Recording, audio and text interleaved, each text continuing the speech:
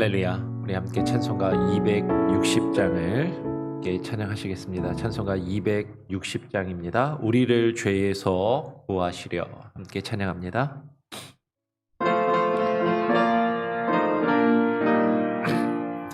우리를 죄에서 구하시려 주 예수 십자가 지셨으니 기쁘게 부르세 할렐루야.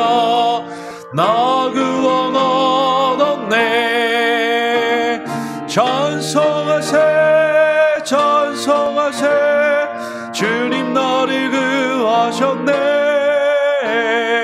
찬송하세 찬송하세 주가 구원하셨네. 우리를 주께서 구했으니 이전에 행하던 악한 일과 주하고 더러운 모든 죄를 온전히 버렸네. 찬송하세 찬송하세 주님 나를 구하셨네. 찬송하세 찬송하세 주가 구원하셨네. 나 지금 죄에서 사함받아 거룩한 백성이 되었으니 이 육신 장막을 벗을 때도 겁날 것 없겠네. 찬송하세 찬송하세 주님 나를 구하셨네. 찬송하세 찬송하세 주가 구원하셨네. 우리가 이 세상 떠날 때에 예수의 손목을 굳게 잡고 영원히 즐거운 천국에서 주와 함께 살겠네. 할렐루야. 찬송하세 찬송하세 주님 나를 구하셨네. 찬송하세 찬송하세 주가 구원하셨네. 예, 제가 한번 기도하도록 하겠습니다. 하나님 아버지 감사합니다. 오늘 이 시간 우리를 불러주시고 또 이 아침에 함께 나와 소요리 문답을 통하여서 하나님 우리의 모습을 또 되돌아보며 무엇이 죄인지 그 죄에 대하여 함께 또 나눌 수 있는 시간을 주심에 감사합니다. 하나님 날마다 우리가 하나님과 하나님의 말씀 앞에 우리 자신을 하나님 겸손히 낮추게 하시고 정말로 우리 자신의 연약한 모습과 죄악된 모습을 깨달아 알아가며 발견해 갈 수 있는 귀한 은혜가 있게 하여 주시고 우리의 모든 죄의 문제를 주님 발 앞에 내려놓고 주님께 맡기며 주님의 뜻 안에서 하나님 하루하루를 살아갈 수 있는 귀한 은혜가 있게 하여 주시옵소서. 함께 또 소요리 문답을 통하여 또 주의 말씀을 함께 나누고 묵상하기 원하오니 하나님 함께하여 주시기를 소원하며 예수 그리스도의 이름으로 기도합니다. 아멘.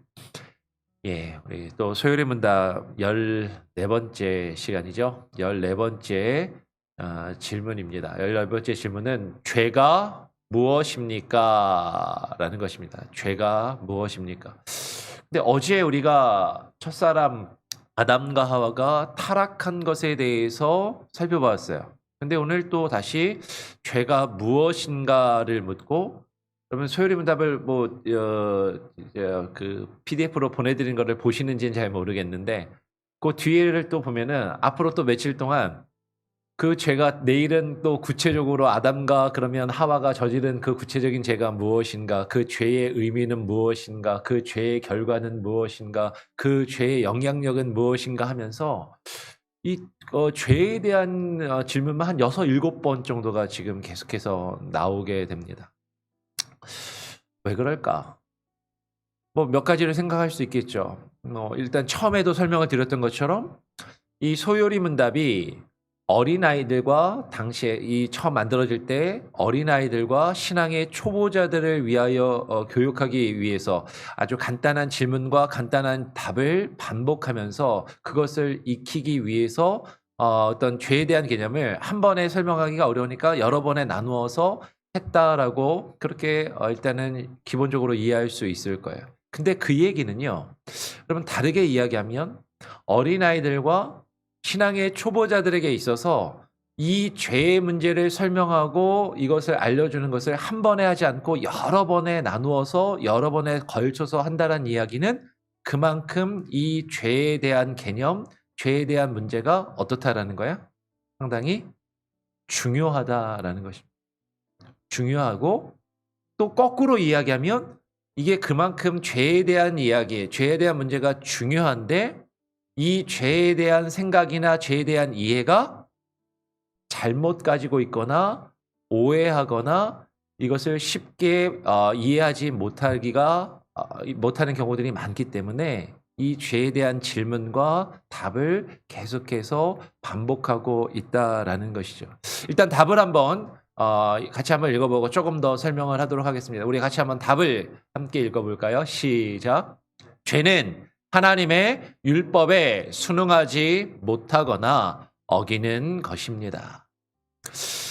죄에 대해서 왜 이렇게 계속해서 반복해서 질문을 하고 이 죄에 대해서 계속해서 묻고 답하는 것을 소요리 문답이 택하였는가? 왜 이렇게 소요리 문답을 만들었는가?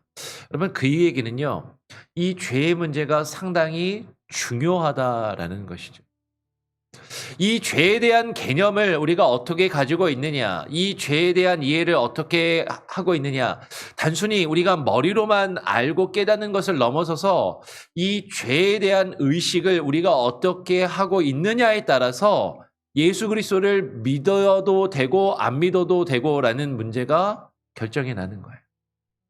이 죄에 대한 심각성과 이 죄에 대한 문제를 정확하게 알지 못하면 예수 그리스도를 믿어도 되고 안 믿어도 되는 우리의 선택의 문제로 이해하게 될 수 있고 이 죄에 대한 문제를 잘못 이해하게 되면 예수 그리스도를 믿으면 좋은 거지만 안 믿어도 상관없거나 혹은 정말로 예수 그리스도를 왜 믿어야 하는지 정말로 예수 그리스도를 통하여서 우리의 이 죄의 문제를 이 죄에 대한 결과가 무엇이고 이 죄에 대한 문제를 어떻게 해결해야 되는지에 대한 그 심각성을 이해할 수 없기 때문이다라는 것이죠. 그래서 여러분 죄에 대해서 우리는 정확하게 알고 이해하는 것 사실은 거기서 우리의 신앙이 바로 시작할 수 있는 출발점이 될 수 있는 하나님이 계시다라는 것, 이 온 우주를 만든 창조주가 있고 그 창조주가 이 세상을 그분의 뜻대로 움직이고 다 통치하시고 이루어 가신다라는 것, 우리가 그것을 머리로는 이해할 수 있어요. 우리가 그것들을 깨달아 알 수는 있지만, 그런데 그래서 내가 지금 살아가는데 그분이 나랑 무슨 상관인가? 하나님이 계시고 그분이 이 세상을 창조하시고 다스리시고 움직이시는 것이 그렇다면 내가 지금 왜 그분이 필요한가? 내가 왜 그분을 믿어야 하는가? 라는 것은 전혀 다른 문제로 다가올 수 있다는 것이죠. 그 죄에 대하여 우리가 명확하게 알고 이 죄의 문제 때문에 우리에게 하나님이 필요하고 예수 그리스도가 필요하다라는 그 본질적인 이유와 원인이 우리에게 다가오기 때문인 것이에요. 그럼 뭐가 죄입니까? 무엇이 죄인가? 죄라는 것을 우리는 사실은 어떻게 생각할 수 있냐면 그냥 쉬운 예로 우리는 뭐가 죄인가? 도둑질하면 죄입니다. 살인죄를 저지르면 죄고 남의 것을 빼앗거나 약탈하면 죄고 이 세상에서 이야기하는 여러 가지 도덕적인 윤리적인 어떤 잘못들을 저지르면 그것을 죄라고 여기죠. 세상이 이야기하는 죄는 세상이 정한 법이 있어요. 그 세상이 정한 그 법을 어기는 것을 죄라고 이야기합니다. 사람들이 살아가는데 필요한 이 사회가 운영되고 유지되는데 필요한 어떤 원칙이나 기준이 있죠. 그 기준에서 벗어나는 것을 죄라고 이야기하는 것이죠. 근데 우리는 또 이 세상의 법을 어겨서 감옥 갈 만한 죄를 지은 사람들, 경찰에게 잡혀갈 만한 죄를 지은 사람들만 죄라고 이야기하는 것이 아니라 때로는 우리는 또 어떤 것을 잘못이라고 죄라고 여기냐면 감옥에는 안 가요. 감옥에는 안 가는데 때로는 우리의 양심이 우리의 도덕이 이것은 옳지 않은데라고 여기는 것들이 있죠. 뭐 부모님에게 함부로 대한다든지 어른에게 함부로 대한다든지 우리가 다니다가 다른 사람에게 뭐 또 뭐 좀 불쾌감을 주거나 잘못된 말이나 행동을 하는 것 사실 그런 것 때문에 우리가 감옥에 가는 그런 정도까지는 죄는 아니지만 다른 사람에게 어떤 거짓말을 한다든지 어떤 뭐 이런 것들을 또 우리는 사실 우리의 양심은 이것은 옳지 않은 것인데 이것은 죄인데라고 생각하게 되죠. 그러면 죄라는 것을 이야기할 때는 그 죄를 죄가 되게 만드는 어떤 기준이 있습니다. 어떤 기준이 있어요. 그러면 그 죄의 기준이 무엇인가? 성경이 말하는 죄의 기준이 있다라는 거죠. 그러면 성경에서 우리가 이제 죄라는 단어가 헬라어로 하마르티아라는 단어를 써요. 히브리어는 히타라는 단어를 쓰는데 이 하마르티아라는 단어는 특별히 어떤 뜻이냐면 관역에서 벗어난다라는 뜻입니다. 관역에서 벗어난다. 화살을 쏘는데요. 그 화살이 관역에서 벗어나는 거예요. 즉 여러분 화살이 쏠 때 그 화살이 관역에서 벗어나는 것은 여러 가지가 있을 수 있어요. 화살을 쐈는데 화살이 그 관역에까지도 미치지도 못하고 관역에 도달하지 못하고 그 앞에서 툭 떨어질 수도 있는 것이고 화살을 쏘았는데 그 화살이 그 관역에 비슷하게 날아가긴 했는데 관역에 가서 딱 맞지 않고 그 관역에서 옆으로 살짝 빗나갈 수도 있는 것이죠. 때로는 화살을 당겨서 쏘았는데 너무 힘이 세가지고 화살이 그냥 그 관역을 훌쩍 뛰어넘는 그런 경우도 있을 것이에요. 근데 성경이 말하는 그 죄의 기준이 무엇이냐면 성경이 말하는 죄의 기준은 하나님과 하나님의 뜻에 있다라는 것이죠. 하나님과 하나님의 뜻. 이 세상의 기준은 법을, 이 세상의 어떤 도덕을, 윤리를, 우리의 양심을 기준으로 생각해서 그것을 죄라고 이야기하는데 성경이 말하고 있는 그 죄의 기준은 하나님과 하나님의 뜻, 그 하나님과 하나님의 뜻에서 벗어나는 것. 거기에 미치지 못하거나 그것을 넘어서거나 비슷하게 갔는데 비슷한 것 같은데 그 관역에서 다른 데 어긋나는 것 그것을 가리켜 죄라고 이야기를 하는 것이죠. 그러면 그것은 이 세상의 죄, 이 세상에서 말하는 죄하고는 또 다른 전혀 다른 차원의 죄라는 것이에요. 이 세상의 법에서는 그것을 죄라고 생각하지 않을 수 있어요.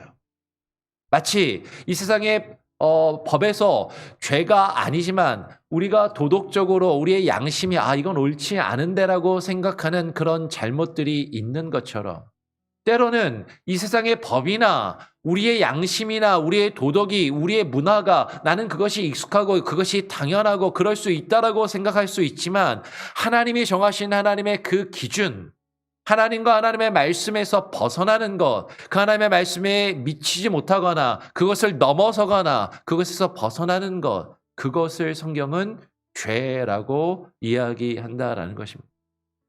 죄의 기준이 무엇이다? 하나님과 하나님의 말씀에 있다라는 것을 우리는 분명하게 이해해야 한다라는 것이죠. 그렇기 때문에 사실은요.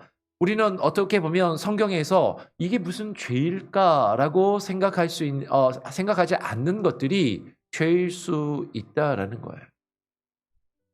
나는 하나님 열심히 잘 믿고 나는 신앙생활 열심히 잘하는데 근데 나의 믿음과 나의 삶의 모습이 하나님과 하나님의 말씀의 뜻에 미치지 못한다면 나 교회 열심히 다니는데 나름 열심히 하는데 근데 내가 하나님의 그 말씀과 하나님의 뜻에 나의 신앙과 나의 믿음과 나의 삶의 모습이 거기에 미치지 못한다면 여러분 어쩌면 성경은 그것을 우리에게 죄라고 이야기한다라는 것이죠. 난 그걸 죄라고 생각해 본 적이 없는데. 나는 열심히 신앙생활에서 하나님의 뜻을 발견해 가려고 노력하고 있는데 그 하나님의 그 뜻에서 비슷하게 가는 것 같은데 거기서 어긋나서 다른 곳을 향해서 다른 곳에 나의 어떤 믿음의 모습이 나타나고 있고 그것이 드러나고 있다면 성경은 우리에게 그것을 죄라고 이야기하더라라는 것이죠. 더 나아가서 나는 열심히 믿는 거예요. 신앙생활을 정말 열심히 하는 겁니다. 교회도 열심히 충성하고 봉사하고 일합니다. 그런데 하나님의 말씀과 하나님의 뜻을 벗어나서 그것을 오버해가지고 너무나도 그것을 넘어서서 하나님의 뜻을 넘어서는 어떤 말이나 행동이나 신앙의 모습, 삶의 모습을 가지고 있다면 성경은 그것을 또한 우리에게 죄라고 이야기한다라는 것이죠. 나는 그걸 죄라고 생각해 본 적이 없어요. 이게 무슨 죄일까? 난 열심히 한 건데. 열심히 한 것도 죄인가? 근데 그것이 하나님의 뜻과 하나님의 말씀에서 벗어난다면 그것을 성경은 우리에게 죄라고 이야기한다라는 것이죠.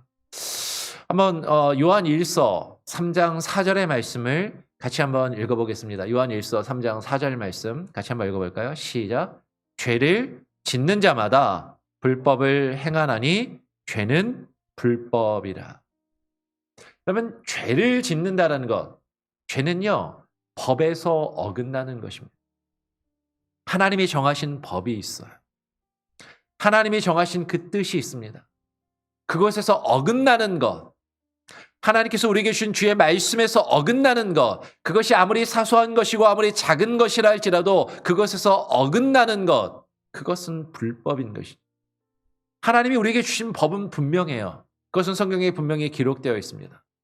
거기에서 어긋나는 것은 죄이고 그 죄는 불법이라고 오늘 성경은 우리에게 말씀하고 있다라는 것이에요.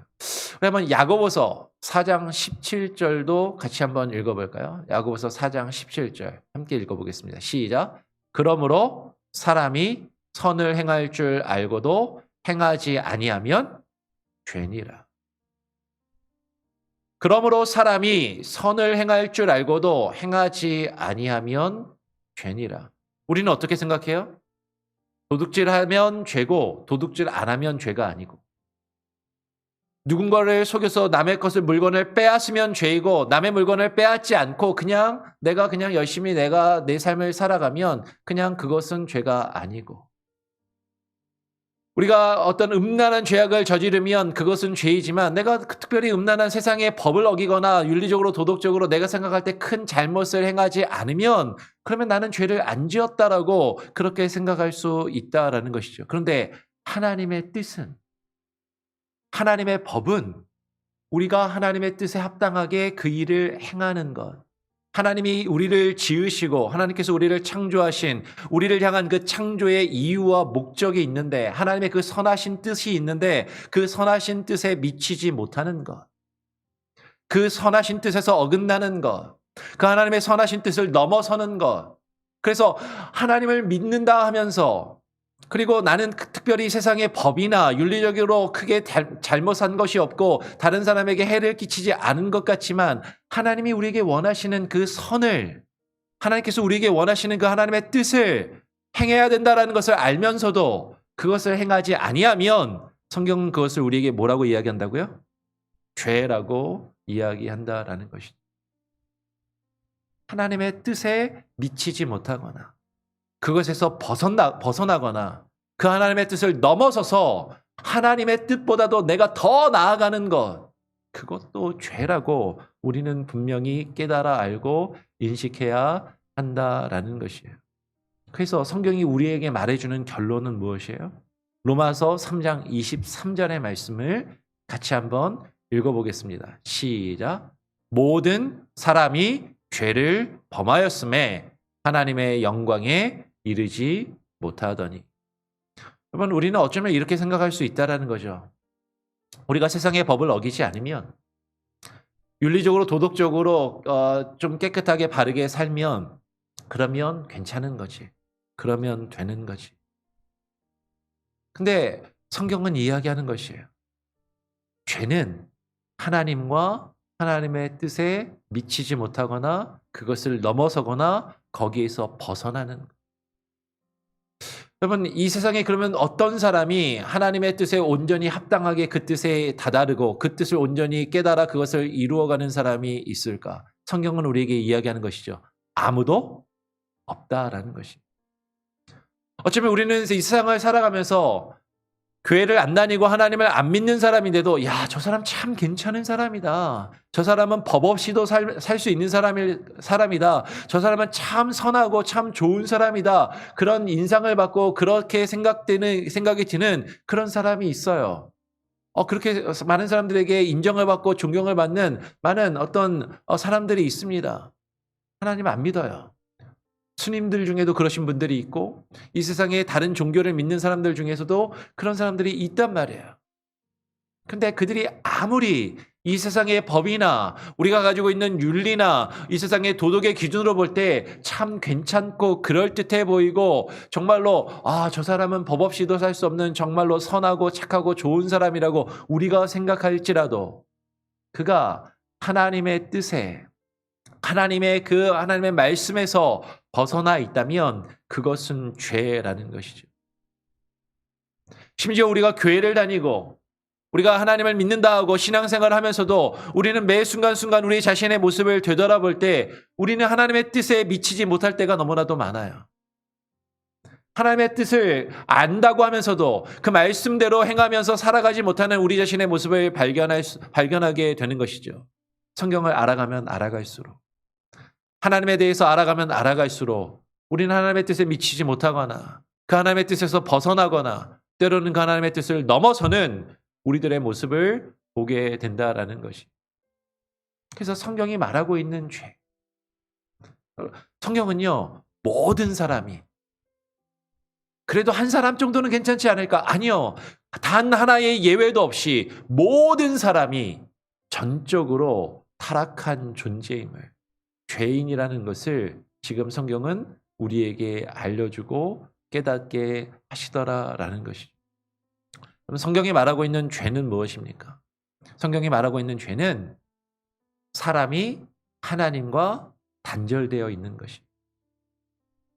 원래 하나님의 형상대로 지음받아서 하나님과의 깊은 사귐과 교제 가운데 들어가 하나님의 뜻을 온전히 깨달아 그 하나님의 뜻을 우리의 삶 가운데 충만히 이루어가도록 지어진 그 우리의 존재의 이유, 그 존재의 목적을 상실하고 하나님으로부터 멀어져 있는, 하나님과 하나님의 뜻으로부터 떨어져 있는 그런 모습을 성경은 죄라고 이야기하더라라는 것이죠. 근데 우리의 믿음은요, 우리가 이러한 죄인이라는 것을 깨달아 아는 것에서부터 시작해야 한다라는 것이. 내가 철저하게 죄인이라는 것을 깨닫고 그것을 인정하고 이 죄의 문제가 얼마나 심각하고 이 죄의 문제로 인하여서 내가 죽을 수밖에 없는 존재라는 것을 온전히 깨달아 알지 못한다면 우리는 하나님을 믿으면 좋은 거고 안 믿어도 상관없는 선택의 사항 정도로만 생각할 수 있다라는 것이죠. 그럼 무엇이 죄인가? 내가 생각하지 않았던 이건 죄가 아닌데 이것도 죄인가라고 생각되는 우리의 모습들, 그 모든 것이 하나님 앞에 하나님 말씀에 온전히 미치지 못하고 그것을 이루지 못하는 모습이라면 그것이 죄라는 것을 우리는 일단 알아야 하는 거예요.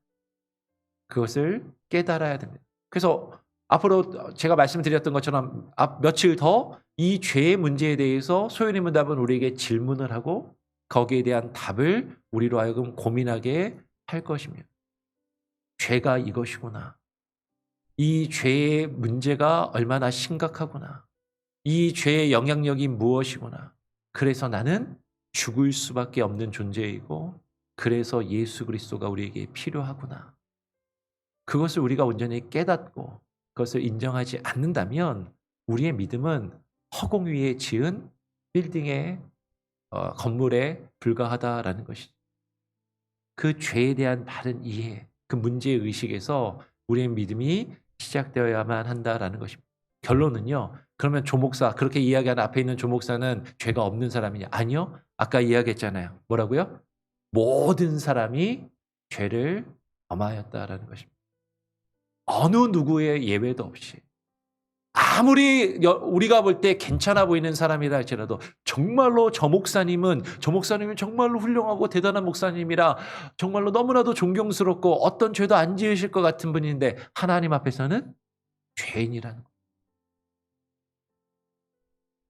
나를 포함해서 모든 사람이 죄인이라는 거. 근데 더 중요한 것은 다른 사람은 다 어떠하든지 간에 저 모든 사람에 누가 들어간다? 내가 들어간다는 거죠. 내가 죄인이구나. 내가 하나님의 뜻에 미치지 못하고 있고 하나님의 뜻에서 벗어나거나 때로는 나의 열심이, 때로는 나의 생각이 하나님의 뜻을 넘어선다면 그것조차도 죄이구나. 그것을 우리가 먼저 정확하게 깨닫고 거기에 대한 문제의식을 가지는 것에서 우리의 신앙은 바로 시작할 수 있다라는 것입니다. 그것을 꼭 기억하시고요. 여러분 앞으로 며칠 동안 또 이 죄에 대해서 우리가 함께 나눠보고 고민하고 묵상하는 시간을 갖기를 원합니다. 다시 한번 요거는 이제 죄의 영향력에 대해서 백석대학교에서 설명을 한 것인데 모든 피조물 가운데 하나님이 그 인간을 그 중심에 두셨고 그 인간이 죄를 지어서 그 죄의 영향력이 또한 모든 피조물에게 미친다라는 거죠. 그러니까 지금 이제 제가 파워포인트나 이거 우리 소열의 문답을 준비하면서 이 백석대학교나 다른 교재들 같은 거 소열의 문답 교재들을 보면 이런 죄의 문제들이 한 몇 번 이렇게 나눠져 있잖아요. 그냥 그걸 하나로 묶어갖고 한 번에 딱 그냥 끝내버려요. 왜냐면 또 비슷한 얘기가 계속 반복되거든요. 근데 소율의 문답을 처음 만들 때 왜 그렇게 나누어서 질문을 만들고 답을 했을까? 우리 한번 고민해보고 좀 더 우리는 그것을 따라서 계속 한번 생각해 보기를 원합니다. 근데 이 죄가 그만큼 심각하고 우리에게 엄청난 영향력을 나에게뿐만 아니라 온 피조물에게 온 세상에 그 죄의 영향력이 미친다라는 것을 여러분 깨달으시고 발견하시기를 부탁을 드려요. 자, 다시 한번 14번째 질문을 제가 읽고 같이 한번 답을 읽고 한번 정리하도록 하겠습니다. 14번째 질문은 죄가 무엇입니까? 라는 질문이고요. 답을 한번 읽어볼까요? 시작. 죄는 하나님의 율법에 순응하지 못하거나 어기는 것입니다. 여러분 죄의 기준이 뭐라고요? 하나님의 법, 하나님의 말씀, 그 하나님의 뜻이 기준이고 우리가 그것에 순종하지 못하거나 그것에 미치지 못하거나 그것에서 벗어나거나 때로는 그것을 넘어서는 것, 그 하나님의 말씀을 어기는 것, 그 모든 것이 죄라는 것을 우리가 정확하게 이해를 하고 일단 정확하게 알아야 돼요. 그리고 그것을 깨닫고 그것을 인정하고 그것이 얼마나 심각한 문제인지를 우리가 같이 함께 앞으로 계속해서 생각해보고 나누기를 원합니다. 우리 같이 한번 찬송가 261장을 함께 찬양하고요. 같이 함께 또 기도하고 하루를 시작할 수 있도록 하겠습니다. 찬송가 261장입니다. 이 세상의 모든 죄를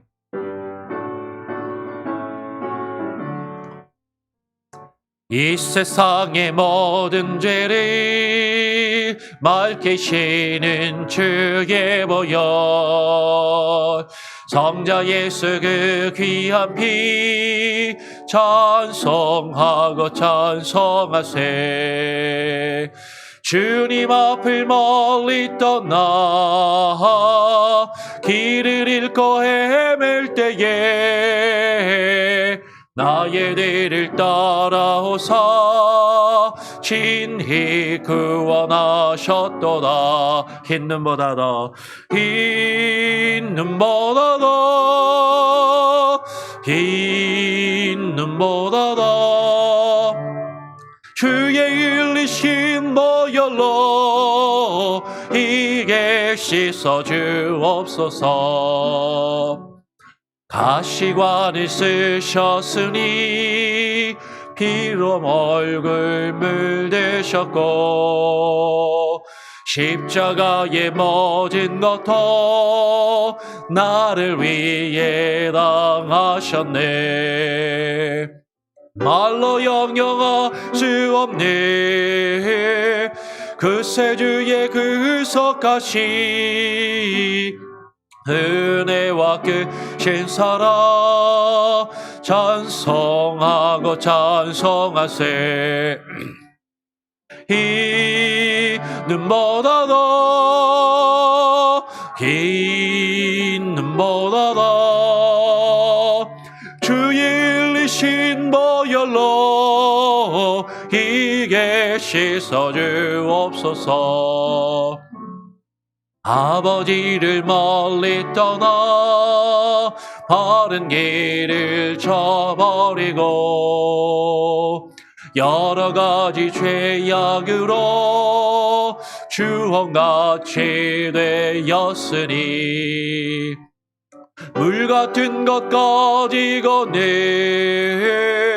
씻을 수가 아주 없네. 주여 귀한 몸의 피로 날 정결케 하옵소서.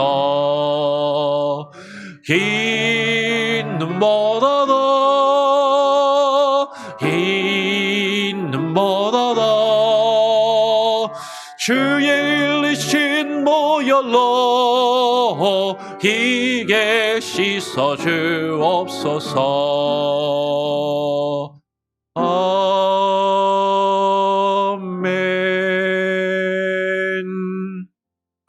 여러분, 오늘 함께 나눈 내용을 기억하시면서 기도하시기를 바랍니다.